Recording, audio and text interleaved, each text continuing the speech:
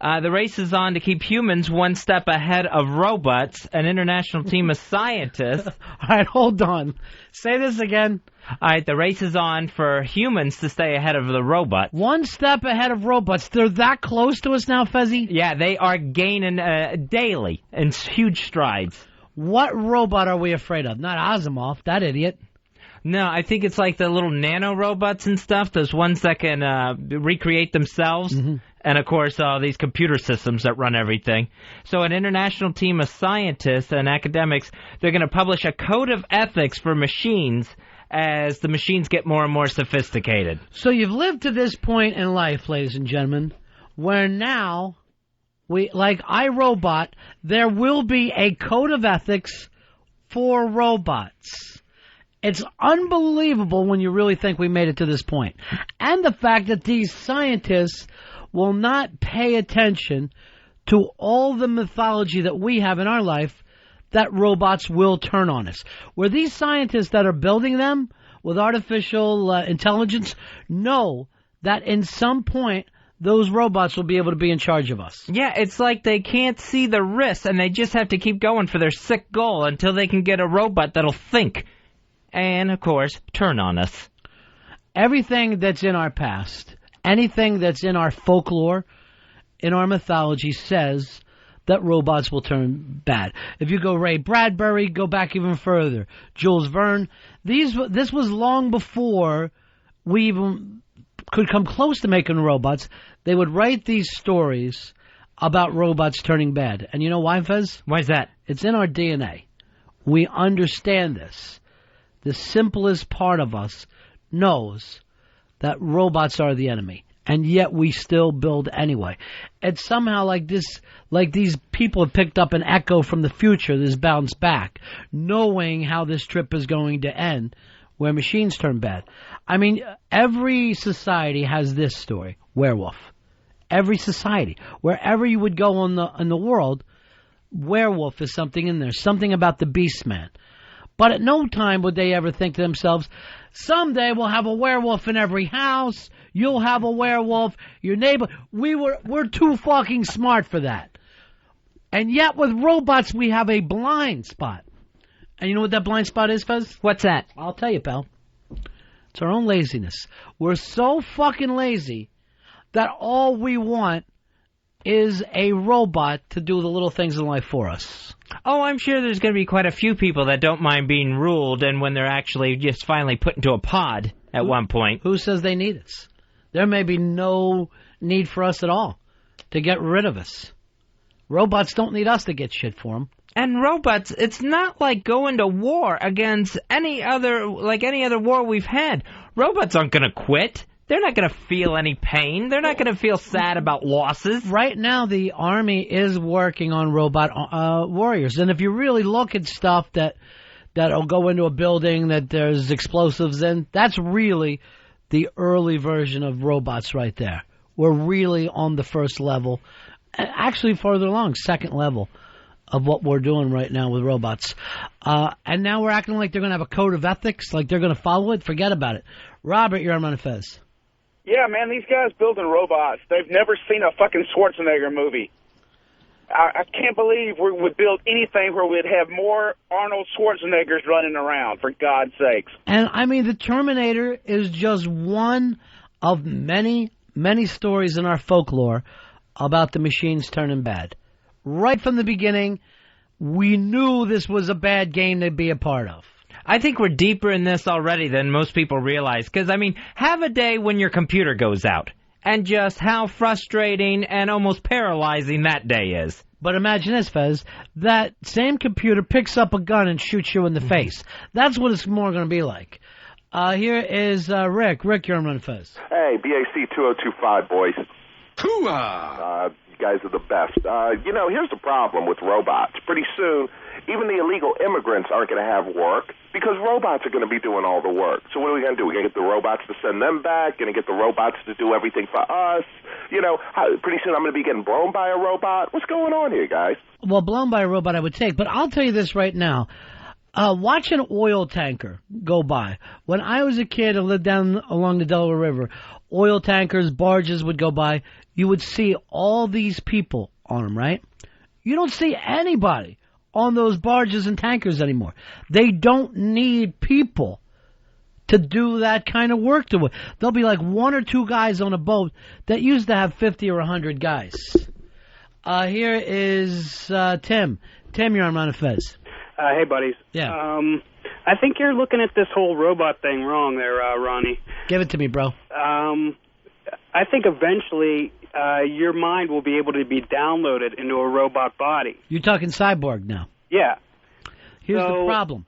When these robots, the artificial intelligence keeps turning over, becoming more and more, keeps flipping over, expanding, that'd be like, oh, someday we'll put a retard's mind in a supermodel's body. They don't need our fucking puny little brains.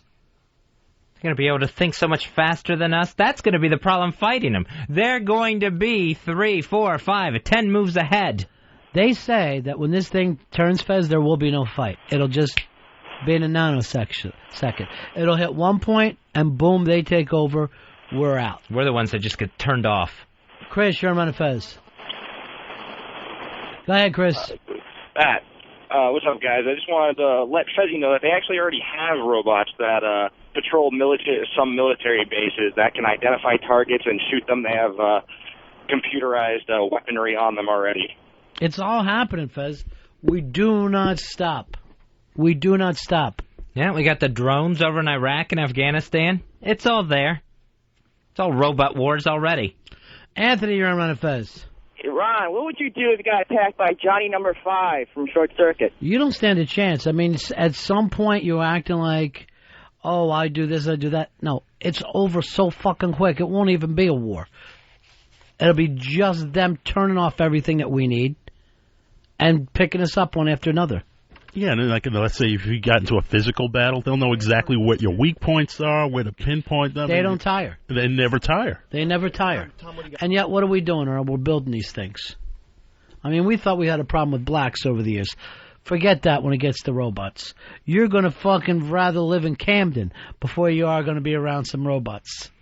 There won't be nothing worse than an uppity robot.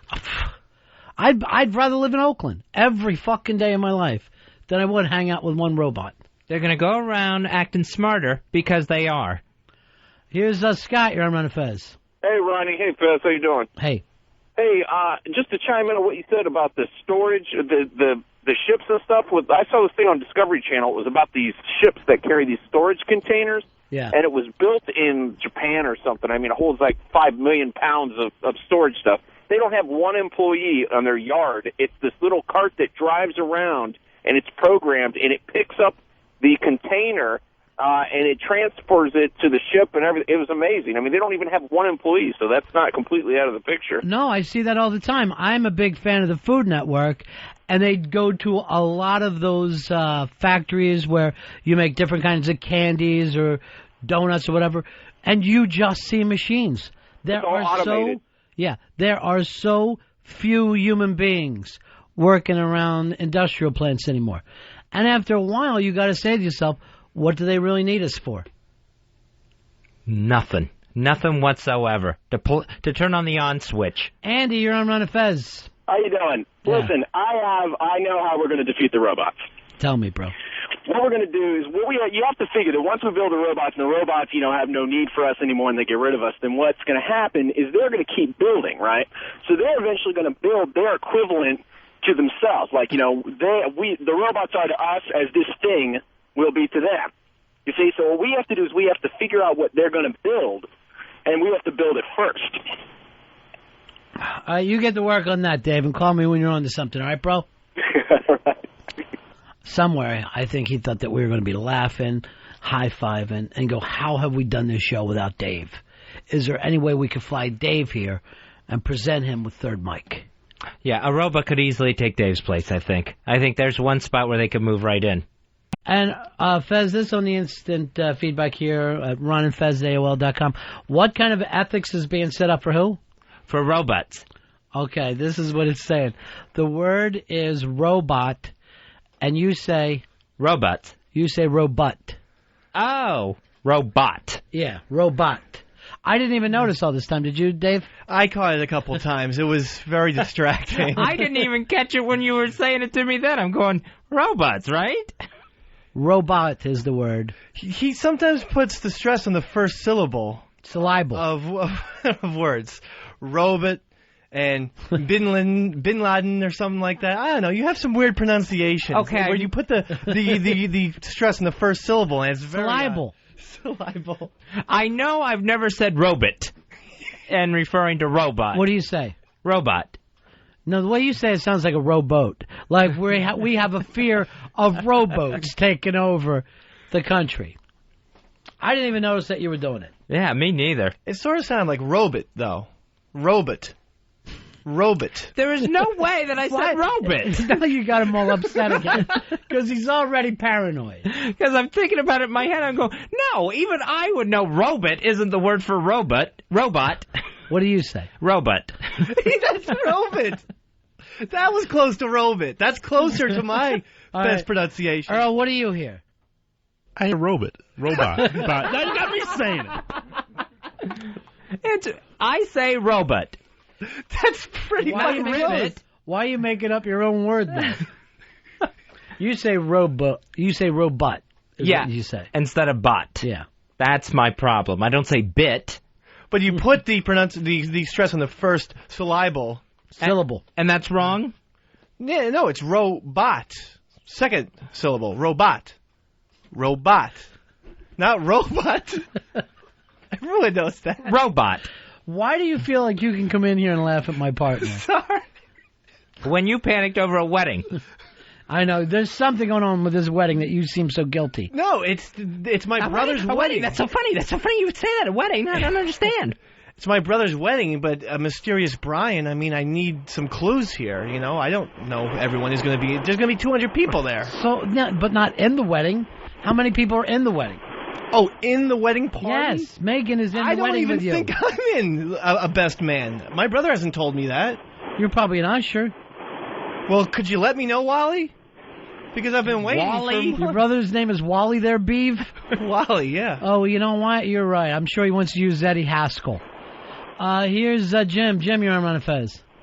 Hi, Ronnie. How you doing today? I'm not ready to answer that question. Hey, I got a question for Earl. Go ahead. I want to know if he knows which rock icon today was once a lead guitar player for Rick James.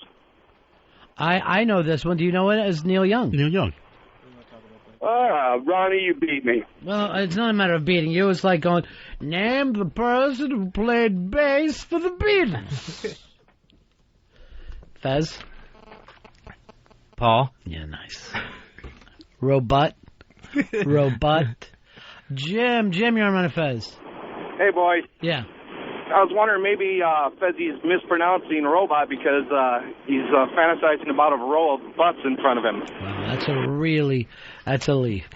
Yes, that's a leap. That's what it was. You got me. All I could picture was naked asses in front of me. That's why I've been saying robot for all of my life. Fez, when you do that kind of sarcasm, people just believe you. It is sarcasm, people. It's not coming off that way. Sarcasm. It just sounds like you're talking about a lot of man ass. And it's nerve-wracking. Wait, this is why I think of Fez doing the robot. He pronounces Batman. You've heard that, Ron. When have I said Batman? Oh, my God. Yeah, exactly. You call him Batman, don't you? Batman and Robin. Batman! I guess I do. First syllable. Hey, what do you know? I was trying to think. Who the fuck is Batman? It sounds like a neighbor from something. Like, here's my neighbor, Batman. Batman Begins. Yeah. Yeah, you do. It's Batman. What the hell goes on?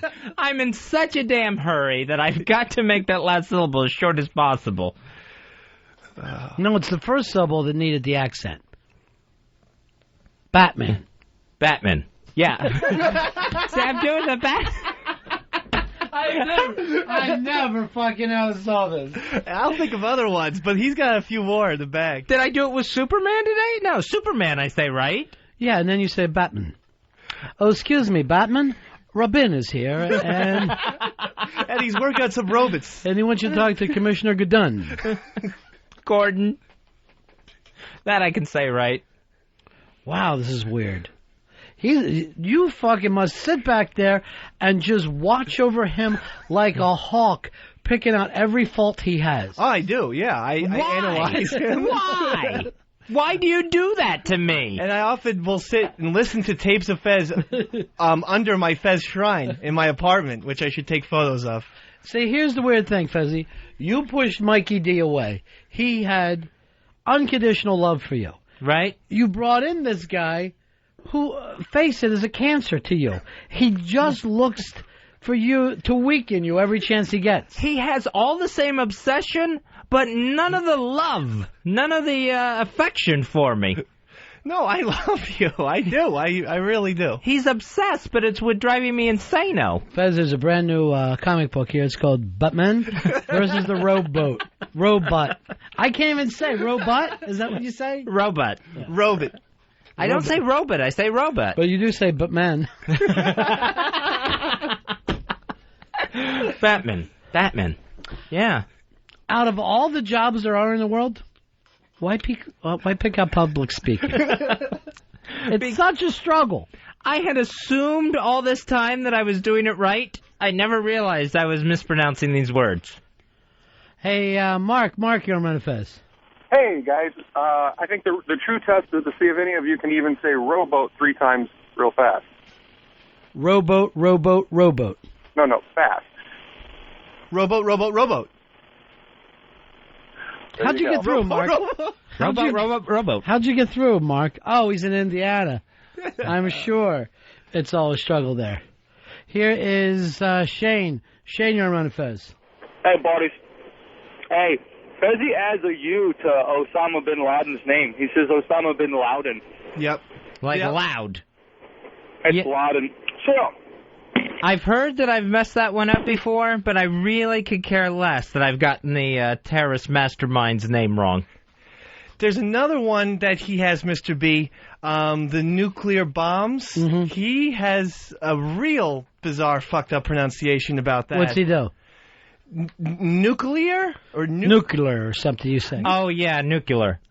Yeah, instead of nuclear. Now he has another syllable. I have practiced that one. I cannot say nuclear all in one word. I have to... Nuclear.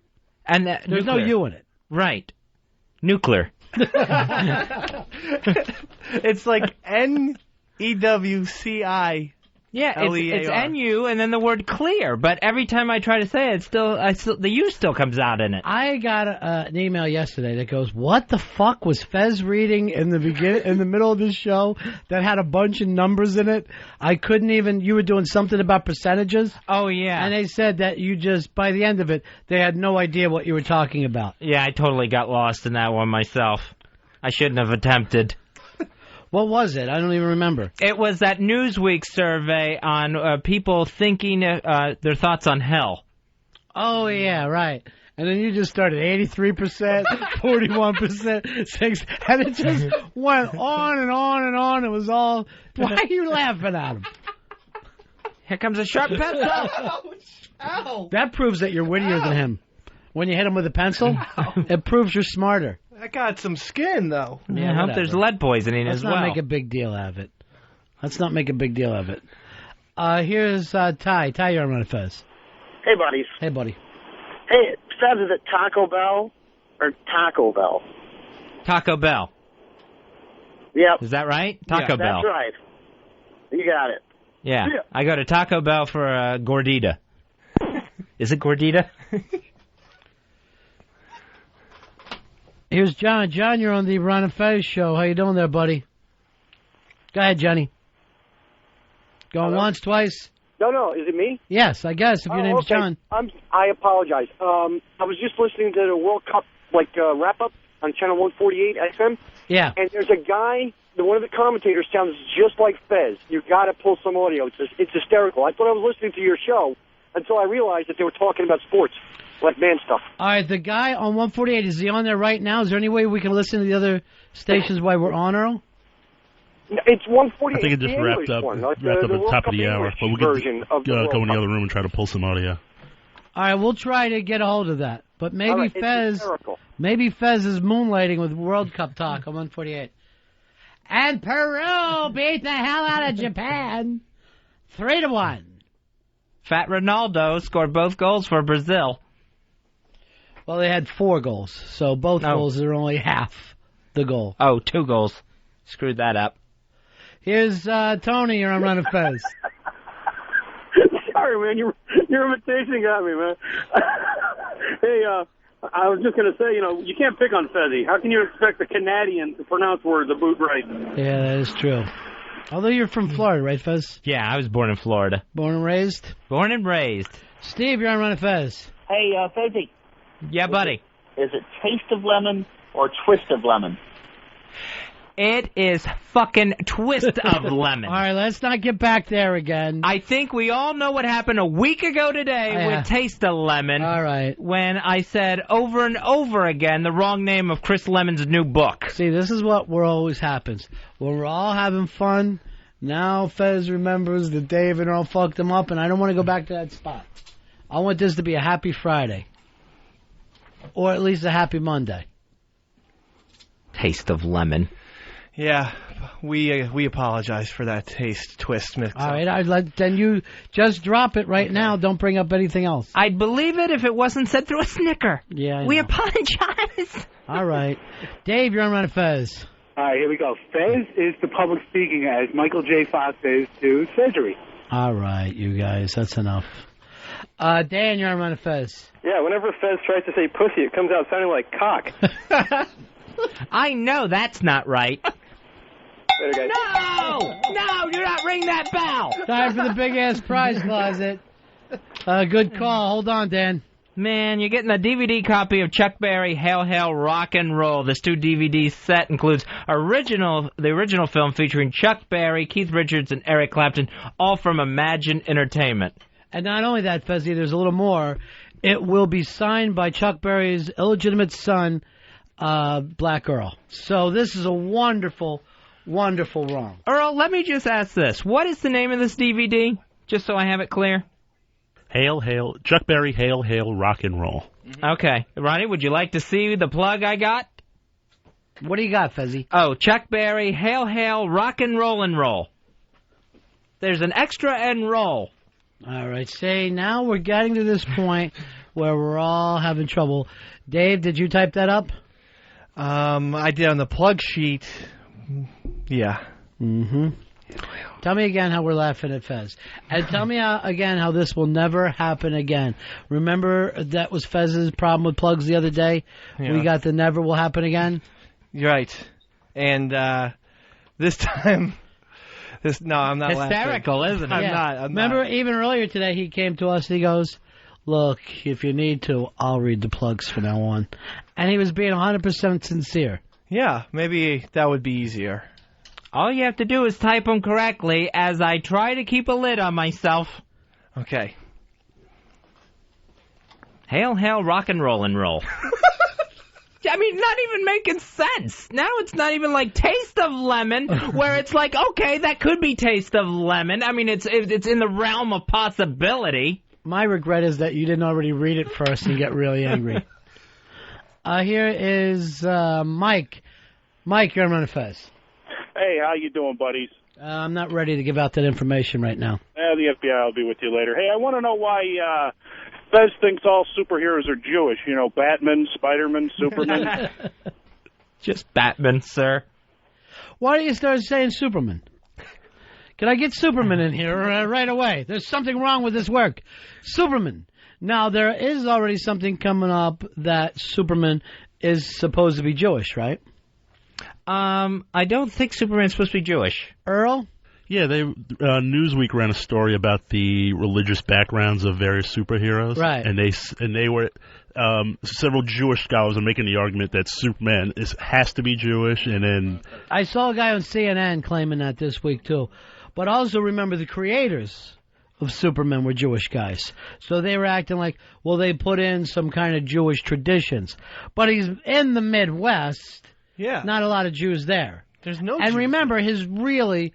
You know, he is an alien. He has some kind of red sun god that he probably prays to. Ra, I think is what that sun god's name is.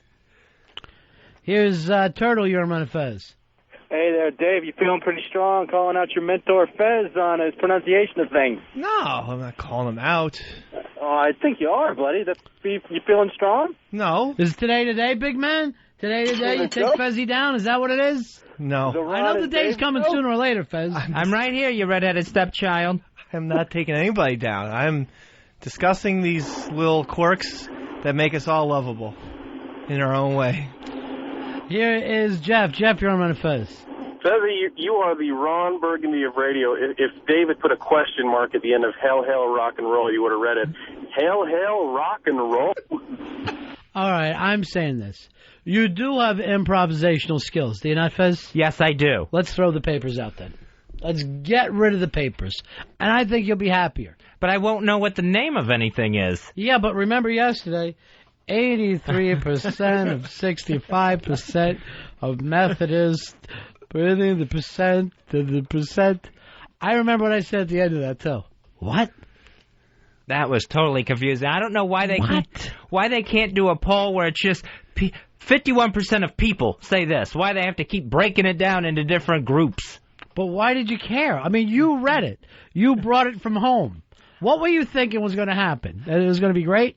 Yeah, that I thought it was interesting, different people's thoughts on hell, and I had read it at home, it caught my eye there, and I had circled it, and I'm going, and when I read it in my head, it seemed to make sense. When I said it out loud, nothing. Nothing there whatsoever. Just a mess. What part made sense to you, though? What got it into you? I thought it was interesting that there was a certain percentage of people that said they knew somebody that was going to hell in their personal lives, and that it was different for Catholics and Protestants of reasons for going to hell. Oh, now you got me all confused a bit again. I have no idea. You know can you tell what he's talking about? Well, the interesting part was that, 20%, only 20% of 15%. Which is how many when you really... They were looking at 8 or 7. 2%. Tiny, I know that. Pat, you're on Run Fez. Hey, explain to me how Superman could be Jewish. How would they circumcise him? What would they use to do it with? His own heat vision. Oh. Same way he shaves, right, Fez? Yeah, he shaves by bouncing his heat vision off of a mirror and then back onto his face. John, you're on Run Fez. Yeah, Fezzy, he puts a U instead of an A-N in everything. When he went down to Graceland, he said Gracelund. He does pronounce it Graceland. That's another first syllable disaster right there. That was wrong the way you said it? No, it's Graceland. I'm going to Graceland. Graceland in Memphis, Tennessee. I'm going to Graceland. I think it's supposed to be Graceland, like Disneyland, not Graceland. Why are you so excited and backing up every caller? No. You feel like any fucking witch hunt against Fezzy, and you're there with a torch. No. He just cheers. As he hears a caller say something, he practically jumps out of his chair and waves his pom-poms. All right, where did you go with Elfish? I went to Graceland. You're going to get another pen, you laughing hyena.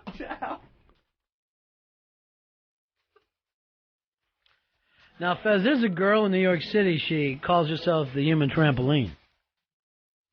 So where did you go? Graceland. Memphis, Tennessee. Don't worry about them, Fez. You're unique. I'm a unique snowflake.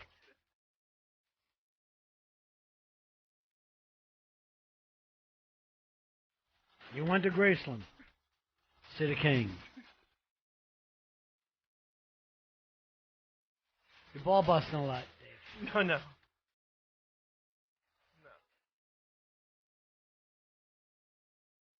We'll get to the hook and we'll see the way Paul Simon said.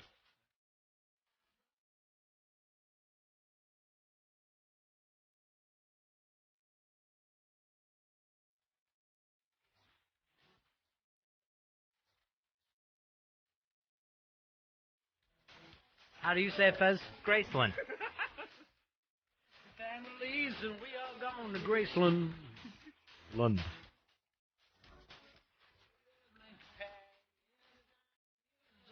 He's the child of my first marriage.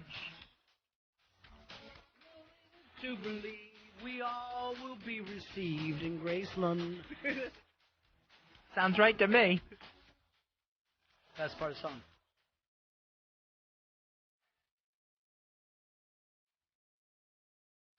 As if I didn't know that. As if I didn't know my own affairs.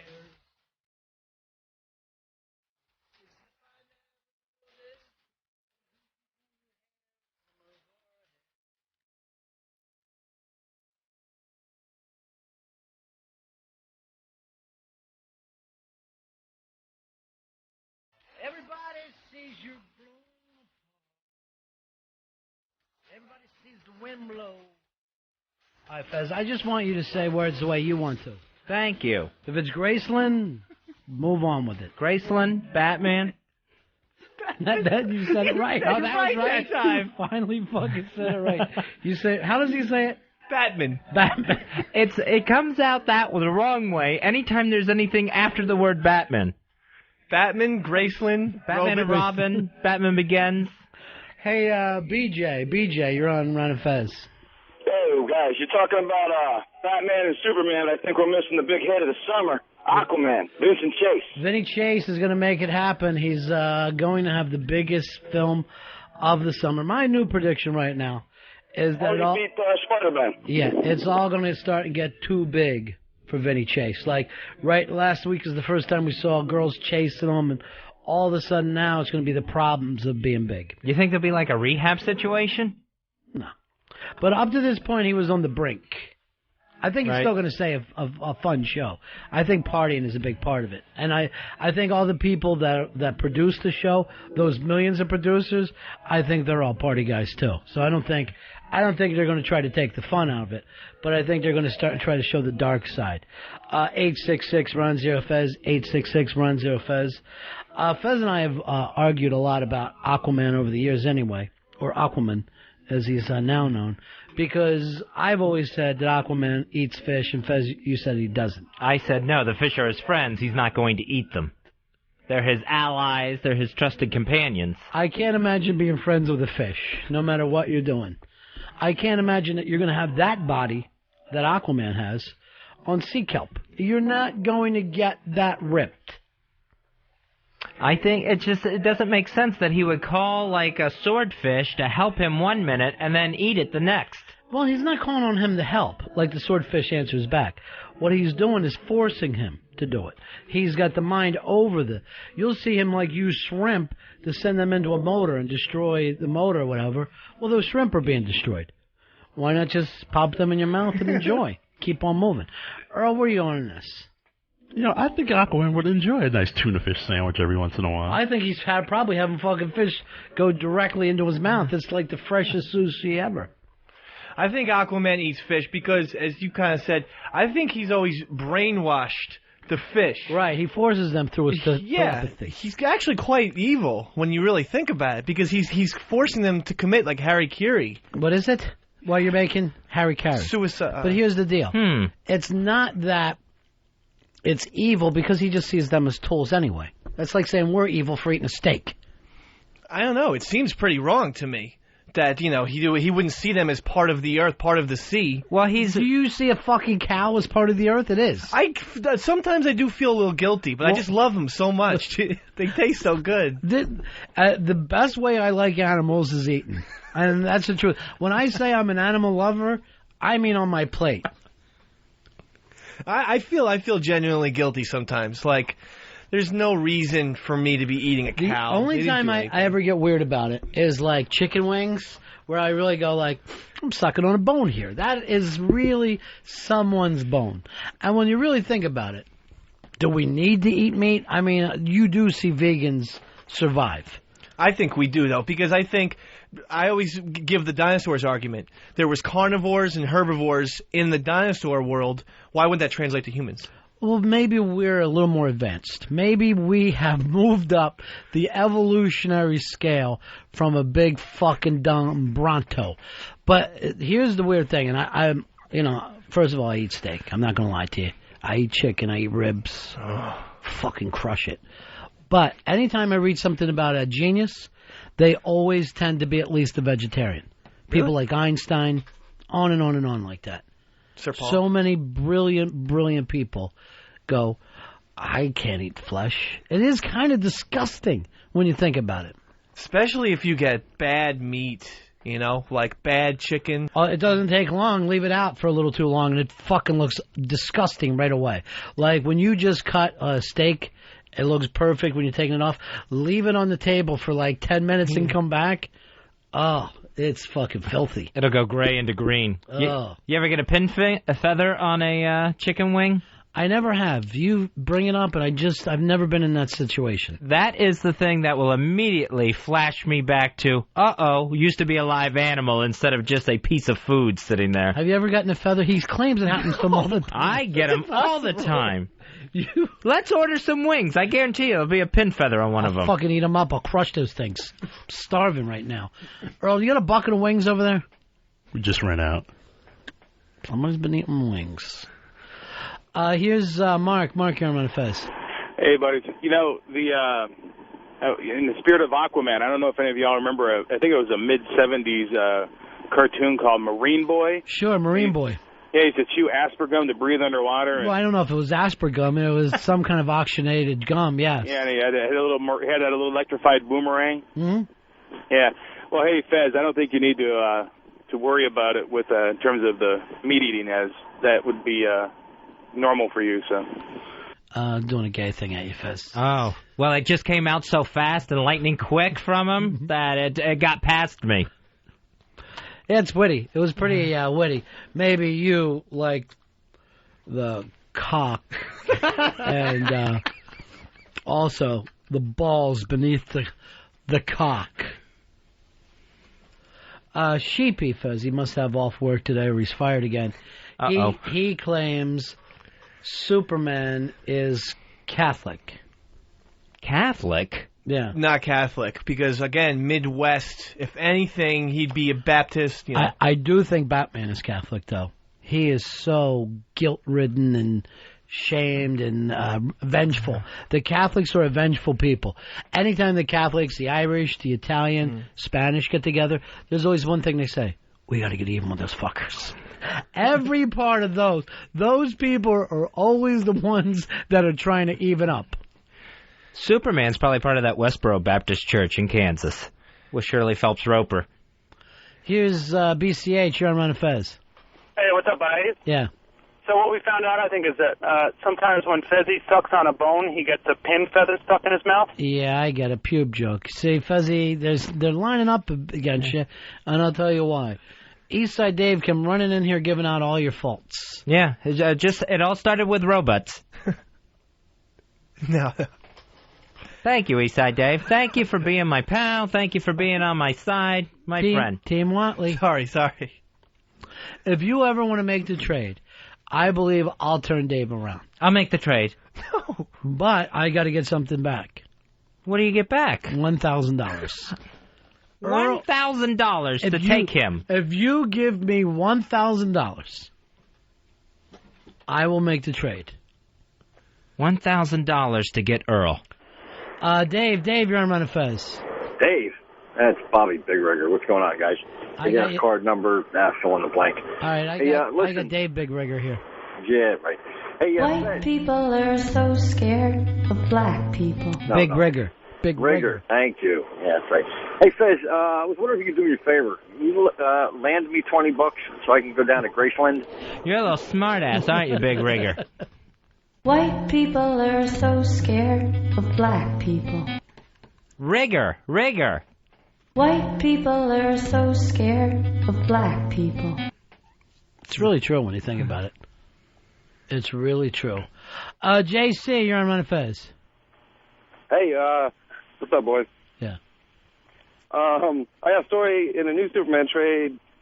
Superman is consulting a Catholic priest for advice.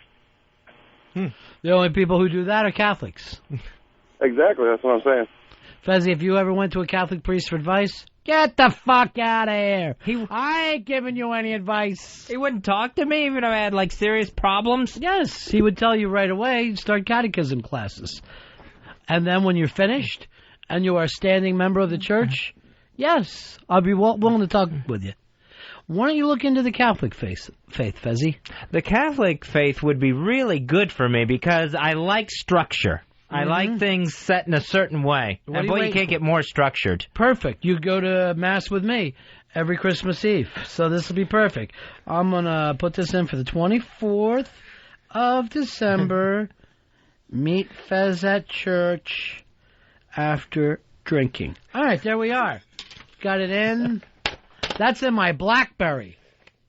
One day out of the year. People are so scared of black people. Here is Sam. Sam, you're on Run Fez.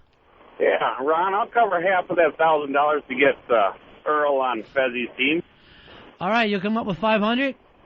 Sure. You got the poor guy's hands are tied behind his back with the Moni Boston Marathon. You know what? Here's the beauty of it, too.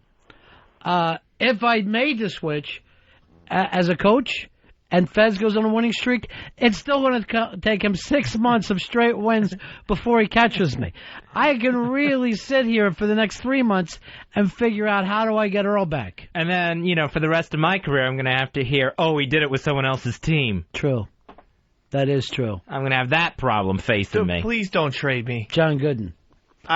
I would be so fucking tough on you if you were on my team. Please don't trade me. And you know what? Everybody always talks about this. O&A can't be more shocked by how well Earl has performed here. Because you are night and day from NEW Earl. But you know what the biggest difference is? What's that? Me as a mentor. Because unlike the way you treat this redheaded idiot, I'm on Earl constantly, making him better. In the morning, he's running the 40 over and over and over. I've got him working out, preparing for the show. You let this redheaded bastard run wild.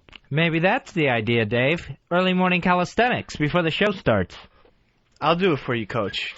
No, you won't. All right, I got a little update, spy report. Sheepy was sent home early because the boss says it was too hot. So he's not fired, he was just sweating quite a bit. Okay. I thought maybe you got sent home because to take your dog to work day. And Sheepy is part of the 20% of RonFez.net that like the show. Dave has been telling us that 80% do not like the show, and I'm glad to hear about it. Here's Greg. Greg, you're on RonFez. Hey, what's up, man? Yeah. Just wanted to say, didn't Jerry Seinfeld go to see a priest in one of the episodes? Yeah, that's a documentary that you're watching. Seinfeld is a documentary. Nice. Fez, you know what you would? I'll play the part of the priest, and you play yourself. Okay. Hello, Father. Yes. I have some problems that I need. Excuse me, I didn't get your Catholic card. Where's your Catholic card? Oh, I don't have a Catholic card. I'm Lutheran. Get the fuck out of here, Father. Get the fuck out, Father, please. And that would be that quick. Your ass would be out of that church, and probably a couple altar boys just kicking you in the head, putting the boots to you. God, that would be embarrassing. And sad, too. I would have my feelings really hurt about that. Hurt, or you'd be sitting there with a boner just laying in the parking lot, just more excited than you've ever been in your life. I would not have wood in the church parking lot. Why bring it up, then? Why bring it up? No, and you can't blame them. Why should they give out free information to the unclean? They're there for Catholics. They work for us. They're doing the heavy lifting. But you would think anyone in the clergy would be there to help everybody, that would be the mindset, that all souls need help. Then go to a Muslim cleric, Fez. Is that what you're after? No. I wouldn't go to your church. You know why? Why? The fucking reverend's dressed just like me. You got no style about you. Guy walks up in a T-shirt, hey, with a bandana over his head. The hell everybody doing? Tell them to sit around and start talking about Jesus. Casual.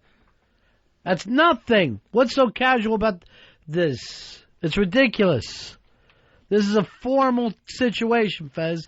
It's the Catholic Church, the biggest organization in the world, the biggest landholders in the world. And like Fez's church, or like Lutherans, I don't even think they kneel during Mass. He kneels. No, but I mean, there's no, like, standing, sitting, kneeling the way we Catholics do it. We rise and sit. But no kneeling, see? So we kneel at communion, at the Holy Eucharist. We kneel. Holy? Was it blessed by a priest? No. Then it's not holy, my friend. It's blessed by the pastor. That's not blessed. Where did you get that gimmick from? You got it from the Catholics, right? Right. The only time that becomes the body of Christ is after it's been through holy water and the Catholic priest blessing it. Other than that, that's why you're allowed to carry it around in trays, and it's no big deal. It's only after it's blessed. Transubstantiation. You, my friend, are getting bad bread. We're having the body of Christ. You're getting bad bread. Look at this Miami Heat heading down the street, celebrating.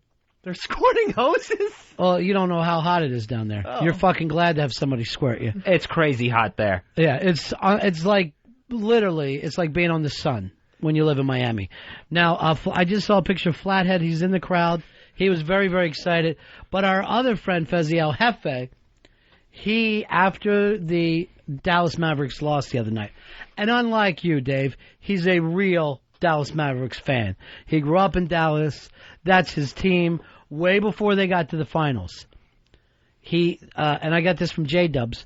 When he lost, when the Mavericks lost, he went out, sat down next to a lake near his house for 3 hours and contemplated in his head why God hates him so much.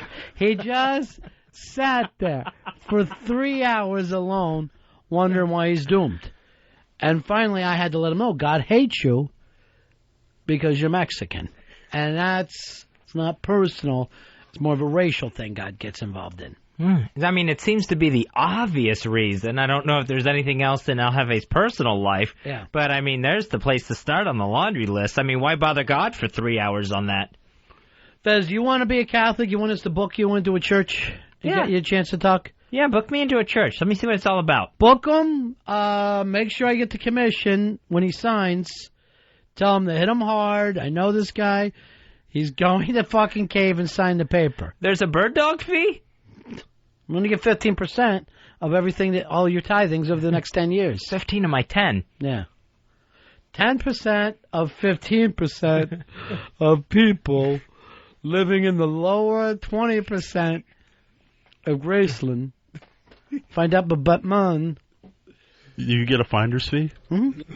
There's a little something up front. 20% maybe? I wish I had the same deal with AA. I'd be fucking rich right now. Here's Steve. Steve, you're on the Ron and Fez show. Yeah, Fezzi just wants to be a Catholic so he can be an altar boy and provide service to the Father. All right, that's enough. I'm not going to. That's offensive to me because Yeah, I was an altar boy for 6 years. Really? So did your ass bleed?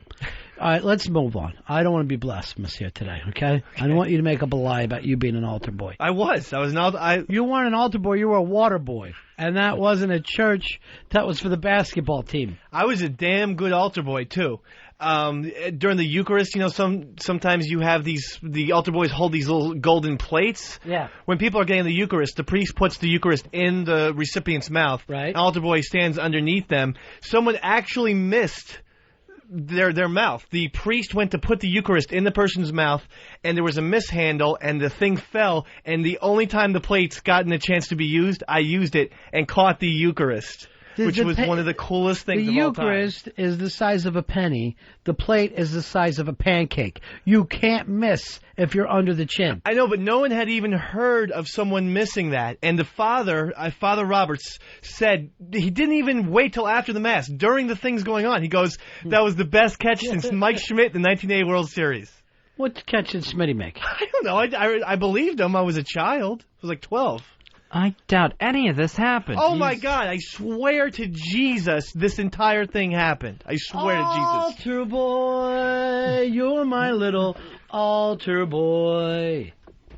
Well, you're the best catching altar boy in the world. Since Mike Schmidt. That's really phenomenal. But try to figure out what this big circus catch that suddenly Mike Schmidt's getting all the attention for. He must have had something. What else you got there, Fezzi? TiVo alert for this weekend. Guy Fieri, the guy who won the next Food Network star. Yes. His new Food Network show is starting this Sunday morning at 10 a.m. on Food Network. Guy's Big Bite. Sorry, my friend, I can't do it. Sunday morning, CBS Sunday morning. I never missed that show. And I think we got some Sunday morning World Cup going on, too. Forget it. I do not go off the CBS Sunday morning show, Fezzi. I watched it for 25 years. Also, never missed an episode. And next Tuesday, National Geographic's going to have a special to coincide with the release of Superman Returns, The Science of Superman. It's like I'm not even talking to you, like you never even hear me. I give you 25 years of never missing the show, and let me change over. All right, The Science of Superman. When's this come on, Fez? That's going to be Tuesday evening on National Geographic special, where it's going to talk about how Superman might have actually been able to pull off these things that he can do, being an alien from another planet. Indianapolis Colts Peyton Manning says he is going to be sad to see running back Edgerrin James leave the team and joked that he may be taking over some of the running duties himself. Has the window closed? I think like last year on the Colts, window to win the Super Bowl open 100%. Has it completely closed for this year? I don't think completely, but I don't expect them to be there. I expect them still to make the playoffs. I expect the same thing to happen to them time and time again, though. I just don't think they know how to get over the hump. Yeah, I think their absolute best opportunity to win that thing is come and gone now. Their best opportunity would have been to fire that coach. The coach is not a winner. He cannot win the big one. I am sorry, Earl. I know you love him, but you got to prove something there. Yeah, he might be one of those guys like, great assistant, but not necessarily a great head coach. Ray Rhodes? Yeah.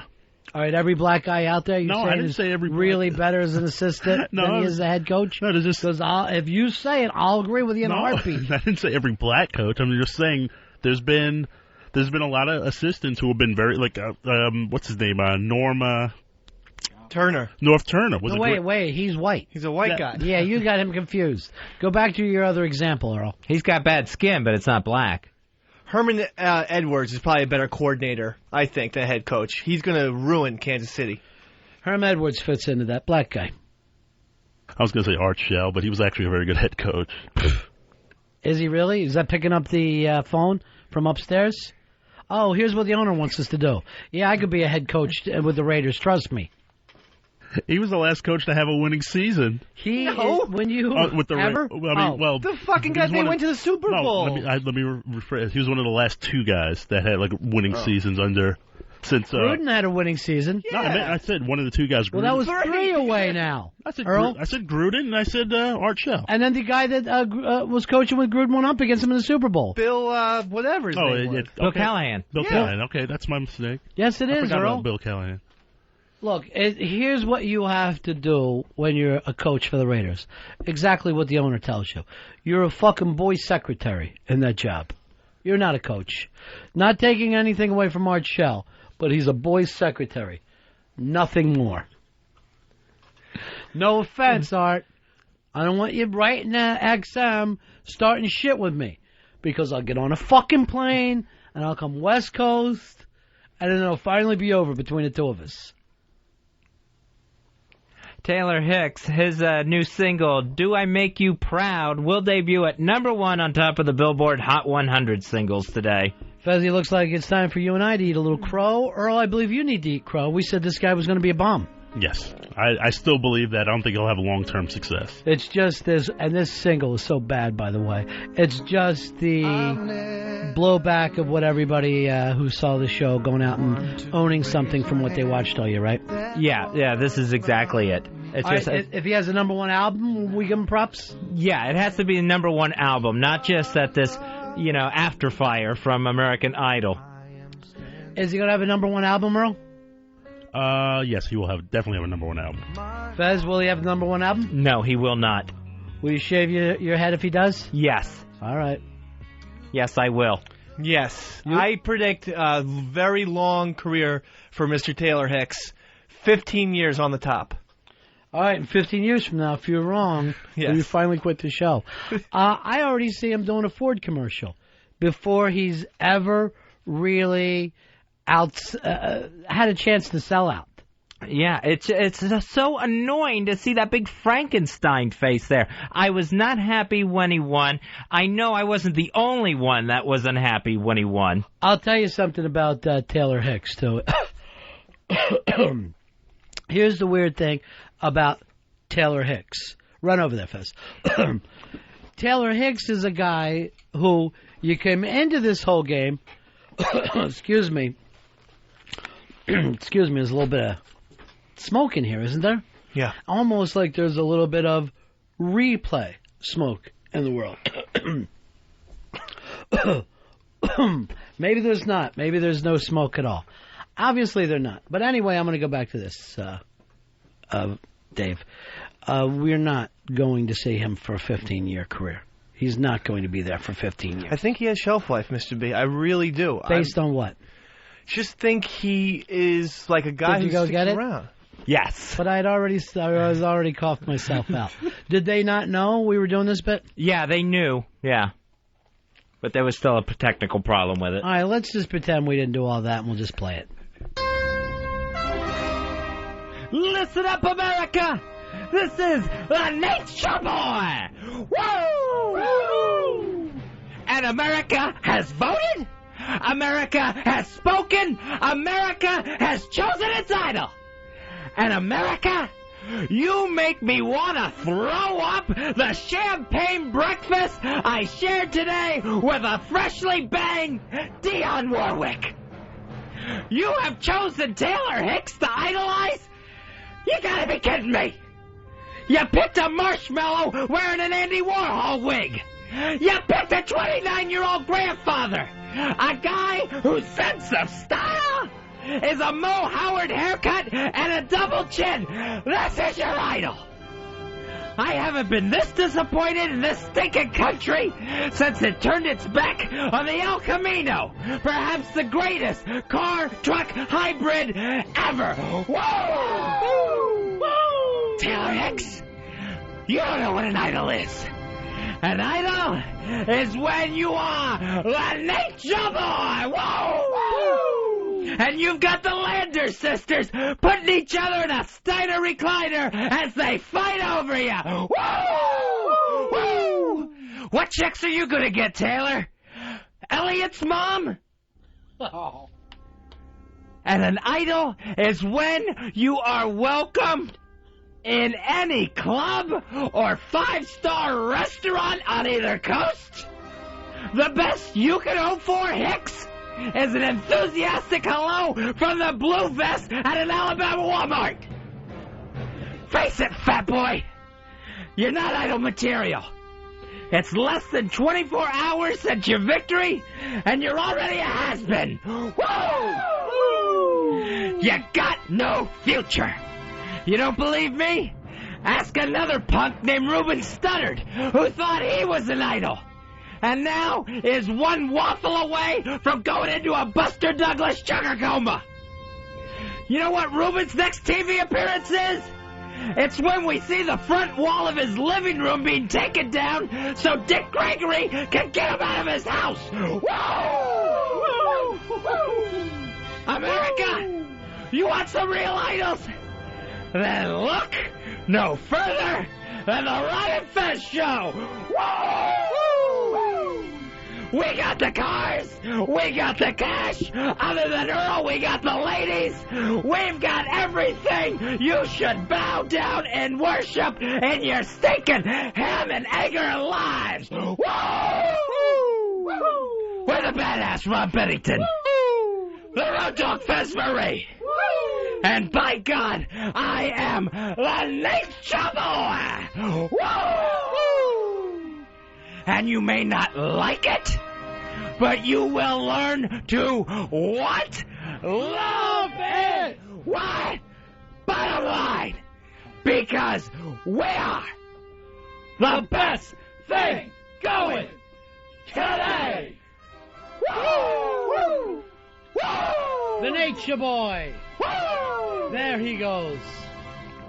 All right, maybe we didn't set it up properly, but it is the way you had to, we did need to hear that. Another little bet, hair versus hair. Fez said he would shave his head if this Taylor Hicks ever goes to number one. Earl, your head's already shaved. Will you refuse to shave it for 2 months if the guy doesn't hit number one? Could I don't even know if I can grow my hair back at this point. All I ask you to do is refuse to shave. That's all. Yeah, I won't shave. All right, 2 months. 2 months of Earl hair. And see what kind of little fuzz he gets. Hopefully it's patchy. And Dave, you're just a guy who knows nothing in the background. You never put anything up, right? No, I'll put up something. An eyebrow. I'll put up one eyebrow. One eyebrow if he doesn't get to number one?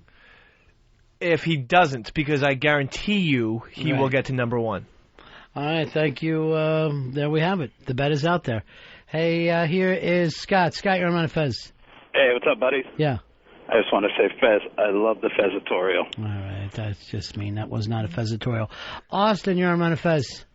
Fez, I just want to tell you, that was quite the catty moment. All right. Everybody's busting balls on Fez today. They are coming down on me. They want to start my weekend off right. You know what it is? It's the redheaded ringleader starting all the trouble against you. Yeah.